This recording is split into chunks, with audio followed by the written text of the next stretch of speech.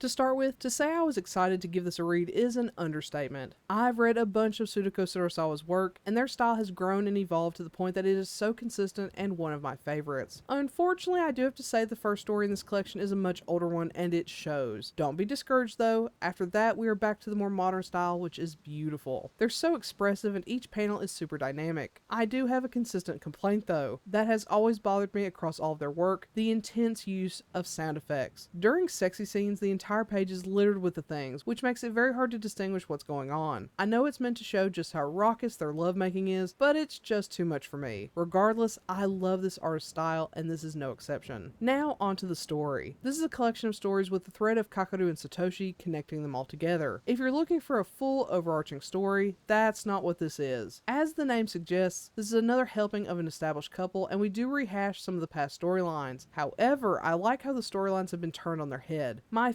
favorite is probably when it's revealed that Satoshi has a stalker of his own. The comedy in this story is peak, but it also creates a power dynamic switch that I really appreciate. Kakeru assumes that he is Satoshi's entire world and is untouchable. Though Satoshi doesn't reciprocate his stalker's feelings in any way, it does force Kakeru to realize Satoshi has options beyond him. Similarly, Satoshi starts to explore his sexuality on his own. A lot of what he complains about is that his relationship with Kakeru doesn't align with the platonic ideal he had imagined, but Satoshi spends a lot of time on his own since he works from home and he gets used to constant sexual advances. This sends him on a humorous journey of exploring sex toys and in turn exploring his sexuality. Satoshi always seemed to hate or be disgusted by the fact that they had such an intimate physical relationship, one that he seemed to think devalued their relationship. So for him to indulge in his desires as a means of controlling those desires, only to realize he doesn't want to control them, is everything. Finally, I would be doing this volume a disservice if I didn't mention we get a semi-crossover with Tsutako Tsurusawa's other series, their Catboy verse, which starts with saving my favorite for last. I have mentioned a number of times when reviewing this series that Satoshi and Kakeru remind me of the characters from Saving My Favorite for Last. So to finally see them in that universe scratched an itch I didn't even realize I had. I will say it isn't the perfect crossover I would have wanted. They mention breeding and having babies, but it ends before we see that come to fruition. As many of you know, I'm an impreg fanatic, so seeing it mentioned had me